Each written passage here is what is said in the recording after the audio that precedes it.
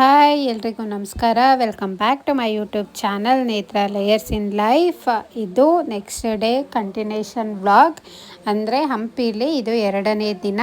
So ನಾವು ಹೋಗಿದ್ದಿದ್ದು ಶನಿವಾರ ಮತ್ತು ಭಾನುವಾರಕ್ಕೆ. ಇದು ಭಾನುವಾರದ ದಿನ. ಶನಿವಾರ ಟ್ರೆಕ್ಕಿಂಗ್ ಮಾಡಿ ಮತ್ತು ಅಂಜನಾದ್ರಿ ಬೆಟ್ಟ ಹತ್ತಿ ತುಂಬ ಸುಸ್ತಾಗಿ ಹೋಗ್ಬಿಟ್ಟಿತ್ತು. ಬಟ್ ಆದರೂ ನೆಕ್ಸ್ಟ್ ಡೇ ಹೋಗಲೇಬೇಕಲ್ಲ.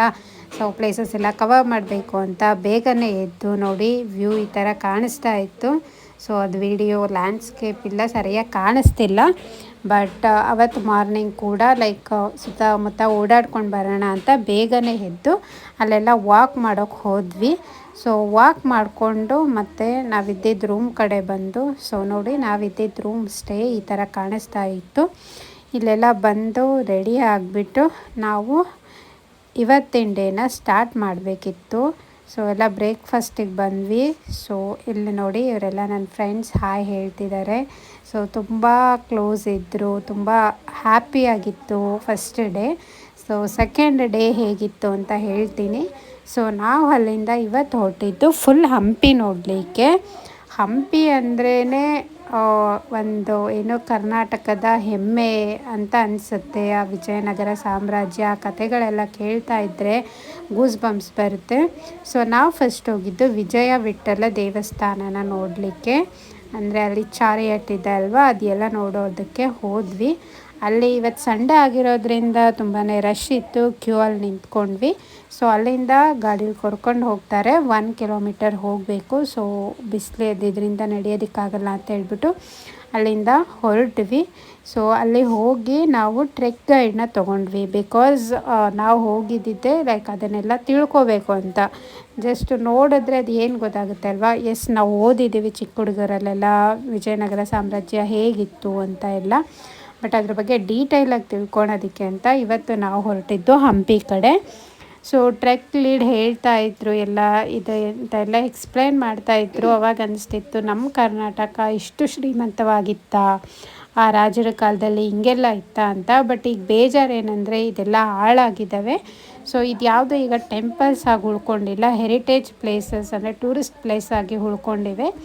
ಸೊ ಇಲ್ಲಿ ಯಾವುದು ದೇವಸ್ಥಾನಗಳನ್ನ ಮತ್ತೆ ಜೀರ್ಣೋದ್ಧಾರ ಮಾಡಿಲ್ಲ. ಬಿಕಾಸ್ ಹಳೆ ಹಂಪಿನ ಹಾಗೆ ನೋಡಲಿಕ್ಕೆ ಬಿಟ್ಟಿದ್ದಾರೆ. ತುಂಬ ಹಾಳಾಗೋಗಿದೆ. ಸೊ ಅವಾಗ ಕೇಳ್ತಾ ಇದ್ದಾಗ ಸಿಟ್ಟು ಬರ್ತಿತ್ತು. ಯಾಕಂದರೆ ನಮ್ಮ ರಾಜರುಗಳು ಅಷ್ಟು ಕಷ್ಟಪಟ್ಟು ಕಟ್ಟಿರೋ ಎಲ್ಲದನ್ನು ಹಾಳು ಮಾಡಿದ್ದಾರೆ ಅಂತ. ಸೊ ಇಲ್ಲಿ ನೋಡಿ ಮ್ಯಾಪ್ ಇತ್ತು.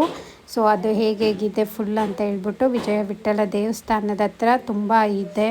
ಸೊ ದೇವಸ್ಥಾನ ಆಗಿರ್ಬೋದು, ಅವರು ಸಂಗೀತ ಮಾಡ್ತಿದ್ದ ಪ್ಲೇಸ್ ಆಗಿರ್ಬೋದು, ಅಲ್ಲಿ ಪ್ರತಿಯೊಂದು ಕಂಬದಲ್ಲೂ ನಾವು ಫೀಲ್ ಮಾಡಿದಾಗ ಅದು ಮ್ಯೂಸಿಕ್ ಕೇಳಿಸುತ್ತೆ ಅಂತ ಹೇಳಿರ್ತಾರಲ್ವ. ಸೊ ನಾನು ಅದನ್ನು ನೋಡಲಿಕ್ಕೆ ಅಂತಲೇ ಹೋದೆ. ಬಟ್ ಈಗ ಅದೆಲ್ಲ ಒಳಗಡೆ ಬಿಡ್ತಾ ಇಲ್ಲ, ಬಿಕಾಸ್ ಜನ ಎಲ್ಲ ಹಾಳು ಮಾಡ್ತಿದ್ದಾರೆ ಅಂತ. ಸೊ ನಮ್ಮ ಜನಗಳು ಹಾಗೆ ಅದನ್ನು ಯಾವುದನ್ನು ಇರೋದಕ್ಕೆ ಬಿಡಲ್ಲ. ಸೊ ಅಲ್ಲೆಲ್ಲ ಹೋಗಿ ಅವ್ರ ಗೈಡೆಲ್ಲ ಇದು ಹೀಗೆ ಅಂತ ಎಲ್ಲ ಎಕ್ಸ್ಪ್ಲೇನ್ ಮಾಡ್ತಾಯಿದ್ರು. ಹಾಗೆ ಆವಾಗಲೇ ಅಲ್ಲಿ ಕನ್ನಡ, ತೆಲುಗು ಮತ್ತು ತಮಿಳ್ ಭಾಷೆಯಲ್ಲಿ ಮಾತಾಡ್ತಾ ಇದ್ರು ಅಂತ ಅಲ್ಲಿ ಬರೆದಿದ್ದನ್ನು ಟ್ರೆಕ್ ಗೈಡ್ ನಮಗೆ ಎಕ್ಸ್ಪ್ಲೇನ್ ಮಾಡ್ತಾಯಿದ್ರು. ಸೊ ಪ್ರತಿಯೊಂದನ್ನು ಡೀಟೈಲಿಂಗಾಗಿ ನೋಡಬೇಕು ಅಂತಂದರೆ ಹಂಪಿನ ತುಂಬ ದಿನಗಳು ಬೇಕು. ಮತ್ತು ಅಲ್ಲಿ ಗರುಡನ ಚಾರಿಯಟ್ ಆಗಿರ್ಬೋದು ಎಲ್ಲನೂ ತುಂಬ ಚೆನ್ನಾಗಿದೆ. ಸೊ ಹೋಗಿ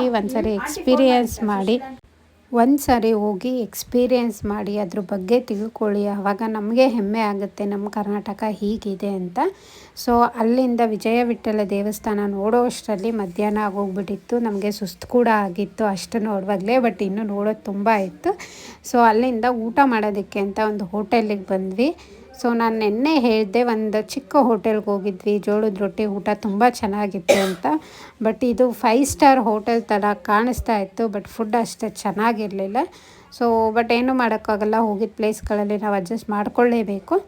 ಅಲ್ಲಿಂದ ಊಟ ಮಾಡಿಕೊಂಡು ನಾವು ನೆಕ್ಸ್ಟ್ ಬಂದಿದ್ದು ಕ್ವೀನ್ಸ್ ಬಾತ್ ಅಂತ. ಅಂದರೆ ಆವಾಗ ಅವರು ಟೂರಿಸ್ಟ್ ಗೈಡ್ ಹೇಳ್ತಾಯಿದ್ರು ಅವರು ಆ ತುಂಗಭದ್ರಾ ನೀರನ್ನು ಹೇಗೆಲ್ಲ ತೊಗೊಂಡು ಬಂದಿದ್ರು ಅದೆಲ್ಲ. ಬಟ್ ಅಲ್ಲೆಲ್ಲೋ ಇರೋ ರಾಜರಿದ್ದಿದ್ದ ಪ್ಲೇಸಿಗೂ ಇವ್ರು ಇಲ್ಲಿಗೆ ಬರ್ತಿದ್ದಕ್ಕೂ ಇಷ್ಟೊಂದು ದೂರ ಅದೆಲ್ಲ ಏನೋ ಒಂದು ಇಂಟ್ರೆಸ್ಟಿಂಗ್ ಆಗಿತ್ತು. ಸೊ ಆ ಕ್ವೀನ್ಸ್ ಬಾತ್ ತುಂಬ ಚೆನ್ನಾಗಿತ್ತು. ರಾಣಿಯರು ಸ್ನಾನ ಮಾಡೋದಕ್ಕೆ ರಿಲ್ಯಾಕ್ಸ್ ಆಗೋದಕ್ಕೆ ಅಂತ ಬರ್ತಿದ್ದಂತಹ ಜಾಗ. ಸೊ ಅದನ್ನು ನೋಡಿಕೊಂಡು ನಾವು ನೆಕ್ಸ್ಟ್ ಬಂದಿದ್ದು ಮಹಾನವಮಿ ದಿಬ್ಬ ಅಂತ. ಸೊ ಇದು ಏಕಶಿಲಾ ಬಾಗಿಲಂತೆ, ಒಂದೇ ಕಲ್ಲಿನಲ್ಲಿ ಮಾಡಿರೋವಂಥ ಬಾಗಿಲು. ಬಟ್ ಯಾವುದು ಸರಿಯಾಗಿಲ್ಲ, ಎಲ್ಲ ಹಾಳಾಗಿದ್ದಾವೆ, ಹಾಳು ಮಾಡಿಬಿಟ್ಟಿದ್ದಾರೆ. ಸೊ ಮೊದಲು ದಸರಾ ನಡೀತಿದ್ದಿದ್ದು ಇದೇ ಪ್ಲೇಸಲ್ಲಂತೆ. ನೋಡಿ ಇದೇ ಮಹಾನವಮಿ ದಿಬ್ಬ. ಅಲ್ಲಿ ಸ್ಟೇಜ್ ಥರ ಇದೆಯಲ್ಲ, ಅಲ್ಲಿ ಎಲ್ಲ ಪರ್ಫಾರ್ಮೆನ್ಸ್ಗಳೆಲ್ಲ ನಡೀತಿದ್ರೆ ಕೆಳಗಡೆ ಜನ ಕೂತ್ಕೊಂಡು ನೋಡ್ತಾ ಇದ್ರು ಅಂತ. ಎಷ್ಟು ಚೆನ್ನಾಗಿದೆ ಅಂತಂದರೆ ಒಂದೊಂದು ಡೀಟೈಲಿಂಗ್ ಕೂಡ ಎಷ್ಟು ಚೆನ್ನಾಗಿ ಕೆತ್ತಿದ್ದಾರೆ. ಇಲ್ಲಿ ನೋಡ್ತಿದ್ದೀರಾ, ಇಲ್ಲಿ ಎಲ್ಲನೂ ಮಂಟಪಗಳು, ಬೇರೆ ಬೇರೆ ದೇವಸ್ಥಾನಗಳೆಲ್ಲ ಇದ್ದವು. ಬಟ್ ಅವೆಲ್ಲ ಅಳಿಸಿ ಹೋಗ್ಬಿಟ್ಟಿದ್ದಾವೆ. ಅದಿನ್ನೂ ಸಂಶೋಧನೆ ನಡೀತಿದೆಯಂತೆ. ಸೊ ಅಲ್ಲಿಂದ ಕೆಳಗೆ ಇಳಿದು ಬರೋಕ್ಕೆ ಈ ಥರ ಮಾಡಿದ್ದಾರೆ. ಸೊ ಇಲ್ಲಿಂದ ನಾವು ಇದನ್ನೆಲ್ಲ ನೋಡಿಕೊಂಡು ಅವರ ಪುಷ್ಕರಣಿ ಎಲ್ಲ ತೋರಿಸ್ತೀವಿ ಬನ್ನಿ ಅಂತ ಕರ್ಕೊಂಡು ಹೋದರು. ಹಂಪಿನ ನೋಡೋದಕ್ಕೆ ಒಂದು ವಾರ ಆದ್ರೂ ಸಾಕಾಗಲ್ಲ. ಬಟ್ ನಾವು ಮೇಯ್ನ್ ಪ್ಲೇಸಸ್ನ ಕವರ್ ಮಾಡ್ಕೊಂಡು ಬಂದ್ವಿ. ಬಿಕಾಸ್ ಆ ಬಿಸಿಲಲ್ಲಿ ನಮಗೆ ಓಡಾಡೋ ಅಷ್ಟು ಪೇಷನ್ಸ್ ಕೂಡ ಇರಲಿಲ್ಲ. ಸೊ ಆದರೂ ನೋಡಬೇಕು ಅಂತ ಹೇಳ್ಬಿಟ್ಟು ಸೊ ಅಲ್ಲಿ ಪುಷ್ಕರಣಿ ಎಲ್ಲ ನೋಡಿಕೊಂಡು ನಾವು ನೆಕ್ಸ್ಟ್ ಬಂದಿದ್ದು ಲೋಟಸ್ ಮಹಲ್ ಹತ್ರ, ಕಮಲ ಮಹಲ್ ಅಂತ. ಅಲ್ಲಿ ಅವರ ರಾಣಿಯರೆಲ್ಲ ಇರ್ತಿದ್ರು ಅಂತ ಎಲ್ಲ ಹೇಳ್ತಾರೆ. ಅದು ತುಂಬ ಆರ್ಕಿಟೆಕ್ಚರ್ ಎಲ್ಲ ಚೆನ್ನಾಗಿದೆ ಅಂತ. ಸೊ ನೋಡಿ ಇದೇ ಲೋಟಸ್ ಮಹಲ್. ಬಟ್ ಇಲ್ಲಿಂದ ಅಲ್ಲಿ ಕುದುರೆ ಲಾಳ ಮತ್ತು ಆನೆ ಲಾಳ ಅಂತ ಇದಾವಂತೆ. ಸೊ ಅಲ್ಲಿ ನೋಡ್ಕೊಂಡ್ಬಿಟ್ಟು ಇಲ್ಲಿಗೆ ಬರೋಣ ಅಂತ ಬಂದ್ವಿ. ತುಂಬ ಜನ ಇದ್ದರು. ಸೊ ಇದರಲ್ಲಿ ಒಂದೊಂದು ಆನೆಗಳು ಇರ್ತಾ ಇದ್ವು ಅಂತ ಹೇಳ್ತಾರೆ. ಬಟ್ ಅದಿನ್ನೂ ಸಂಶೋಧನೆ ಏನೋ ನಡೀತಾ ಇದೆಯಂತೆ. ಇದು ಆನೆ ಇರೋದಾ ಅಥವಾ ಬೇರೆದಾ ಅಂತ ಹೇಳ್ಬಿಟ್ಟು. ಸೊ ಅಲ್ಲೆಲ್ಲ ನೋಡಿಕೊಂಡು ನಾವು ನಮ್ಮ ನೆಕ್ಸ್ಟ್ ಡೆಸ್ಟಿನೇಷನ್ ಆದ ವಿರೂಪಾಕ್ಷ ದೇವಸ್ಥಾನಕ್ಕೆ ಬಂದ್ವಿ. ವಿರೂಪಾಕ್ಷ ದೇವಸ್ಥಾನ ತುಂಬ ಚೆನ್ನಾಗಿದೆ. ಎಷ್ಟು ಚೆನ್ನಾಗಿದೆ ಅಂತ ಲೈಕ್ ವರ್ಡ್ಸಲ್ಲಿ ಹೇಳೋಕ್ಕಾಗಲ್ಲ. ನೀವು ಹೋಗಿ ಒಂದು ಸಾರಿ ಎಕ್ಸ್ಪೀರಿಯೆನ್ಸ್ ಮಾಡಿ ಆ ಆರ್ಕಿಟೆಕ್ಚರ್ನ, ಅಂದರೆ ಹಂಪಿನ ಎಕ್ಸ್ಪೀರಿಯೆನ್ಸ್ ಮಾಡಿ. ಸೊ ವಿರೂಪಾಕ್ಷ ದೇವಸ್ಥಾನದಲ್ಲಿ ನಾವು ವಿರೂಪಾಕ್ಷನ ದೇವರ ದರ್ಶನ ಮಾಡಿಕೊಂಡು ಅಲ್ಲೆಲ್ಲ ಫೋಟೋಸ್ ತೆಕ್ಕೊಂಡು ಸೊ ನಾವು ಮಾತಂಗಿ ಹಿಲ್ಸ್ಗೆ ಸನ್ಸೆಟ್ ನೋಡಬೇಕು ಅಂತ ಪ್ಲ್ಯಾನ್ ಆಗಿತ್ತು. ಬಟ್ ನಮಗೆ ಅಷ್ಟರಲ್ಲಿ ಲೇಟಾಗಿ ಹೋಗ್ಬಿಟ್ಟಿತ್ತು. ಸೊ ಮತ್ತು ಬೆಟ್ಟ ಹತ್ತುವಷ್ಟು ಕೂಡ ಪೇಷನ್ಸ್ ಇರಲಿಲ್ಲ. ಹಾಗಾಗಿ ಅಲ್ಲೇ ವಿರೂಪಾಕ್ಷ ಟೆಂಪಲ್ ನಿಯರೇ ಒಂದು ಚಿಕ್ಕ ಗುಡ್ಡ ಇದೆ, ಅಲ್ಲಿ ಹೋಗಿ ಅಲ್ಲಿ ಕೂಡ ಸನ್ಸೆಟ್ ಚೆನ್ನಾಗಿ ಕಾಣಿಸುತ್ತೆ ಅಂತ ಹೇಳಿದ್ರು. ನೋಡಿ ಇದು ದೇವಸ್ಥಾನದಲ್ಲಿರೋ ಲಕ್ಷ್ಮಿ ಆನೆ ಎಷ್ಟು ಮುದ್ದಾಗಿದೆ ಅಲ್ವಾ. ಸೊ ಇದ್ರ ಹತ್ರ ಬ್ಲೆಸ್ಸಿಂಗ್ಸ್ ತೊಗೊಂಡು ದೇವಸ್ಥಾನ ಎಲ್ಲ ನೋಡಿಕೊಂಡು ಅದು ಗೋಪುರದ ನೆರಳು ಆ ಪುಷ್ಕರಣಿಲಿ ಕಾಣಿಸ್ತಿರುತ್ತೆ. ಸೊ ಅದನ್ನೆಲ್ಲ ನೋಡಿಕೊಂಡು ಅಲ್ಲೆಲ್ಲ ಫೋಟೋಸ್ ತೊಗೊಂಡು ಸನ್ಸೆಟ್ ನೋಡೋಣ ಅಂತ ಹೇಳ್ಬಿಟ್ಟು ಅಲ್ಲಿಗೆ ಹೊರಟ್ವಿ. ಲೈಕ್ ವಿರೂಪಾಕ್ಷನ ದೇವಸ್ಥಾನದ ಪಕ್ಕದಲ್ಲಿರೋ ಬೆಟ್ಟದ ಹತ್ರ. ಬಟ್ ನಮಗೆ ಅವತ್ತು ಸನ್ಸೆಟ್ ನೋಡೋ ಲಕ್ ಇರಲಿಲ್ಲ ಅನಿಸುತ್ತೆ. ಬಿಕಾಸ್ ಮಳೆ ಬರೋದಕ್ಕೆ ಸ್ಟಾರ್ಟ್ ಆಯಿತು. ಹಂಪಿನ ಮಳೆಯಲ್ಲಿ ನೋಡೋದೇ ಒಂದು ಎಲ್ಲರ ಡ್ರೀಮ್ ಆಗಿರುತ್ತೆ. ಬಿಕಾಸ್ ಮಳೆಯಲ್ಲಿ ಹಂಪಿ ಅಷ್ಟು ಚೆನ್ನಾಗಿ ಕಾಣಿಸ್ತಿರುತ್ತಂತೆ. ಸೊ ಅದೆಲ್ಲ ವೀಡಿಯೋಸ್ ನನಗೆ ಜಾಸ್ತಿ ಮಾಡೋಕ್ಕಾಗಿಲ್ಲ clippings. So just main add ಮಾಡಿಕೊಂಡೆ. ಸೊ ಮಳೆ ಬರ್ತಿತ್ತು, ಅಲ್ಲೇ ನಿಂತ್ಕೊಂಡು ಮಳೆ ಎಂಜಾಯ್ ಮಾಡಿಕೊಂಡು ನಾವು ಹೊರಟ್ವಿ. ನಾವು ಸಾಸಿವೆ ಕಲ್ಲು ಗಣೇಶ ಮತ್ತು ಇದು ನರಸಿಂಹಸ್ವಾಮಿ ಮೂರ್ತಿನ ನೋಡಿರಲಿಲ್ಲ. ಸೊ ಮಳೆಯಲ್ಲೇ ಆ ಕತ್ತಲಲ್ಲೇ ನೋಡ್ಕೊಂಡು ಬೇಗ ಮತ್ತು ಶಾಪಿಂಗ್ ಸ್ಟ್ರೀಟಿಗೆ ಬಂದ್ವಿ. ಇಲ್ಲೆಲ್ಲ ಶಾಪಿಂಗ್ ಮಾಡಿಕೊಂಡು ಇಲ್ಲೊಬ್ಬರು ಆರ್ಟ್ ಮಾಡ್ತಾಯಿದ್ರು. ತುಂಬ ಚೆನ್ನಾಗಿ ಸ್ಕೆಚ್ ಮಾಡ್ತಿದ್ರು ಆರ್ಟಿಸ್ಟ್. ತುಂಬ ಖುಷಿ ಆಯಿತು.